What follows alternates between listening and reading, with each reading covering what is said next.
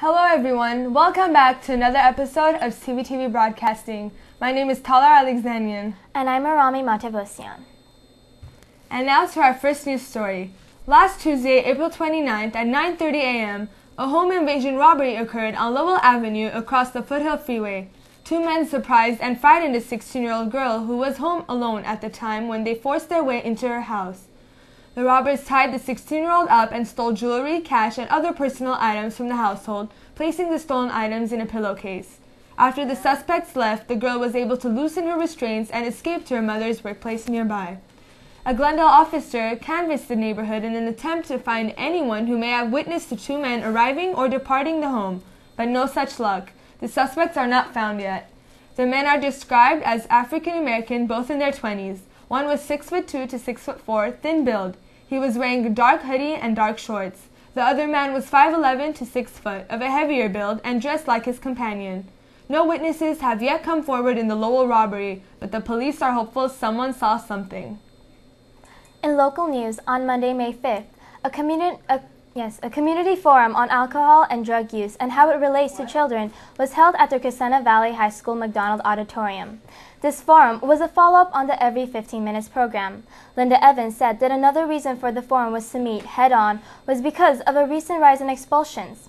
Teenagers are getting expelled for possession of drugs including ecstasy, a mood-enhancing drug, meth, a highly addictive drug that stimulates the central nervous system, mushrooms, a hallucinogen, and marijuana. The police surgeon present made it clear that the responsibility of monitoring a child's drug use falls to the parent because they will be the ones to see the signs first. He stressed that open communication is the key to battling any drug problem that their children might have and the best way to make certain their child stays away from drug use. Warning signs of drug use in teens were discussed as well.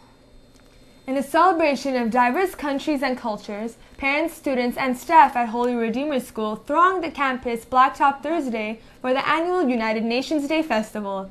Now in its 12th year running, Holy Redeemer School's UN Day is the culminating event of a school-wide education project where students get to exhibit their chosen country's traditional music, dance, food, and facts. This tradition emerged 12 years ago when Principal Susan Fite just became principal of Holy Redeemer School. Fite notes, quote, "I thought it would be nice for our students to learn about geography of the world as well as customs and traditions of other cultures. There is a national celebration of UN Day, I believe in October, but it didn't work into the school schedule, so we celebrated in the spring," end quote. The chosen countries of study were the Netherlands, Fiji, Monaco, Panama, Greenland, Korea, Nepal, Brazil, and the Dominican Republic this year. The festival was a wonderful success and a great way of spreading cultural awareness.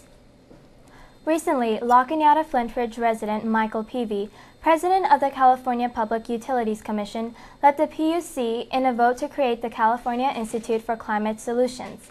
This institute will concentrate its efforts on research to devise technological solutions to global warming and speed transfer, deployment, and commercialization of promising technologies. The PUC president and the University of California president will co-chair the directing board, which will have members from the state, Senate, Assembly, state agencies, utilities, and consumer advocacy groups, among others. Governor Arnold Schwarzenegger saluted the PUC action, saying, quote, "California leads the nation in aggressively battling global warming with our policies to reduce greenhouse gases and our ambitious energy efficiency and renewable energy goals. I applaud the CPUC for taking another important step by creating the CICS, which will bring together the state's preeminent colleges, universities, and laboratories to fight climate change," end quote. The governing board will choose a strategic research committee to develop a strategic plan by March of next year. The committee will work on short and long-term plans and review grant proposals. If then study supports using funds to workforce training, the governing board can do also. Well, that's it from us here at the studio. Thanks to the Valley Sun for their continuous support. Don't forget to check us out on YouTube and MySpace, as well as contact us via email or phone number. And have an enjoyable rest of the week. Till next time.